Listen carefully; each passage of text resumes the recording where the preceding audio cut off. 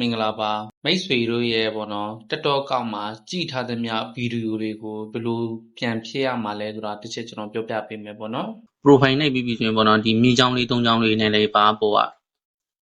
မြေချောင်းလေး၃ချောင်းလေးနဲ့ပြီးပြီဆိုရင်ဒီမှာ setting and privacy ဆိုတဲ့ဟာလေးတစ်ချက်နဲ့လည်းပါပေါ့နော်နဲ့ပြီးပြီဆိုရင်ကိုကြည့်ထားတဲ့ဗီဒီယိုတွေအကုန်လုံးပြန်ဖြစ်မယ်ဆိုရင်ပေါ့နော်ဒီမှာပေါ့နော် activity contact ဆိုတဲ့ဟာရှိတယ်နာရီပုံလေးအဲ့ဒါလေးတစ်ချက်နဲ့လည်းပါဒါဆိုကိုကြည့်ထားတဲ့ဗီဒီယိုလေးအကုန်လုံးပြန်ဖြစ်မယ်ဆိုရင်ပေါ့နော်ဒီမှာပေါ့နော်ပေါ်ကားလေးစာတန်းပေါ့နော် watch chat ဆိုတဲ့ဟာလေးအဲ့ဒါပေါ့နော်တစ်ချက်နဲ့လည်းပါဒါလေးနိုင်တဲ့ဗဒါကိုကြည့်ထားတဲ့ဗီဒီယိုလေးပေါ့နော်အကုန်လုံးပဲပေါ့နော်အဲ့ဒါဆိုကိုကပြန်ဖြစ်မယ်ဆိုရင်ဘယ်လိုဖြစ်ရမှာလဲဆိုတာပြပြပေးမှာဖြစ်ပါတယ်ပေါ့နော်ပြန်ဖြစ်မယ်ဆိုရင်ပေါ့နော်ကိုဒီပေါ်မှာ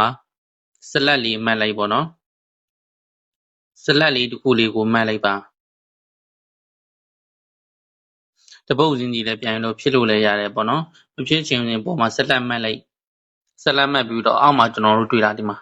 ဒီနေရာလေးမှာပေါ့နော်တစ်ချက်နှိပ်လိုက်နှိပ်ပြီးဆိုရင်ဒီမှာ delete ကိုတစ်ချက်နှိပ်လိုက်ပေါ့နော်ထပ်မှန်ပြီးတော့ delete ကိုတစ်ချက်နှိပ်ပါ